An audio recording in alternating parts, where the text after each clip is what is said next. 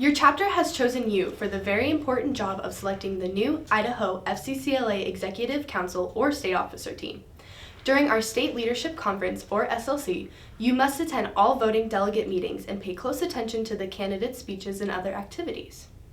Wear your voting delegate ribbon at all times. If you cannot attend any of the voting delegate meetings due to star events, have your chapter select another member to take your place and notify the CTSO manager or state advisor by email.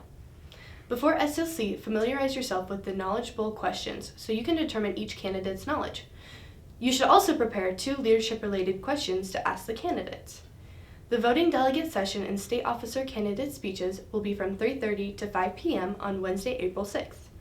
During this time, the state officer candidates will give their speeches to the voting delegates during this session and answer situational questions so you can become familiar with the state officer candidates' leadership skills and style. Your chapter advisor will give you the voting delegate paperwork from the chapter SLC registration packet when you arrive at SLC. This will include the state officer candidates' VITAs or information sheets. Bring it with you to the voting delegate session. You will also need to bring 2 prepared questions to ask the candidates. The state officer candidates will be available to answer your questions during this session. You will receive a rating sheet that will help you determine who best qualifies as a great state officer. Voting delegates will also learn other voting responsibilities, such as bylaw amendments, which will require a membership vote. During the first general session, During the first general session, listen carefully to the candidates' speeches and the factual and situational questions to make recommendations for your chapter. Take note if necessary. During the district meeting, be prepared to discuss the ballot items and listen carefully to additional candidate speeches and other district meeting activities. The candidate will also ask factual... No, that was wrong. Okay. You're doing great. Thank you. During the district meeting, be prepared to discuss the ballot items and listen carefully to additional candidate speeches and other district meeting activities. The candidate will also be asked a factual and a situational question along with the speeches. You'll be able to determine the candidate's knowledge if you familiarize yourself with the Knowledge Bowl questions before SLC. All of this is to help you prepare and share your findings with your chapter during the chapter caucus. You'll share your findings during the chapter portion of the district meeting and meet with your chapter to determine the selection of your officer candidates. That was wrong. We can go back. Okay.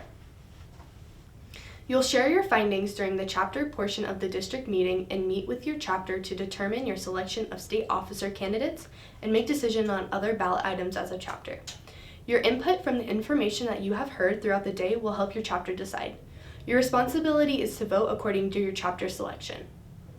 The second day of the conference, Thursday, April 7th, will begin with voting by chapter delegates. Each delegate can cast 1 vote for up to 9 state officers.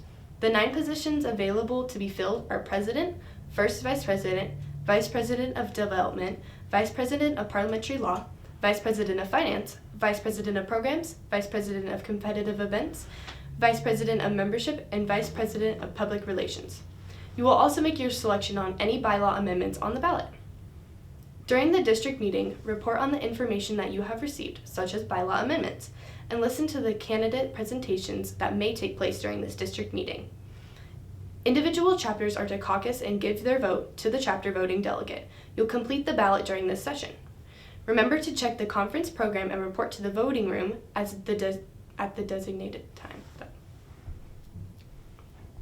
Doing great. Remember to check... Ooh. Got ahead of itself. Remember to check the conference program and report to the voting room at the designated time.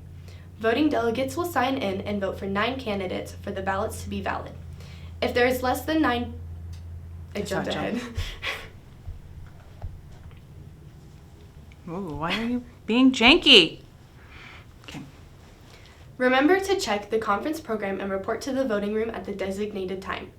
Voting delegates will sign in and vote for 9 candidates for the ballots to be valid. If there is less than 9 names on the ballot, cast 1 vote for each person. The voting and discussion procedure will be announced during the voting delegates meeting, so listen carefully to the instructions. When your chapter name is called in on the roll call of chapters, you will announce your chapter name, your name, and the number of voting delegates representing your chapter. The number of delegates is determined by the number of chapter members affiliated before SLC. Your advisor will know how many voting delegates your chapter has. Thank you for providing this valuable service to the... We're going to have you... My finger was in the way. Thank you for... Take a sip. Yeah. Don't move. Okay. Is that good? Yeah, you're good. I'll take it. Okay. Thank you for providing this valuable service to the Idaho FCCLA State Association.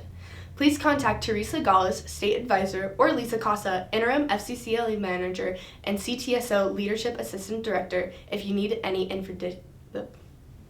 additional information. Just take that again. Thank you for oh my gosh, that is... Okay. Thank you for providing this valuable service to the Idaho FCCLA State Association. Please contact Teresa Gallus, State Advisor, or Lisa Costa, Interim FCCLA Manager and CTSO Leadership Assistant Director, if you need any additional information.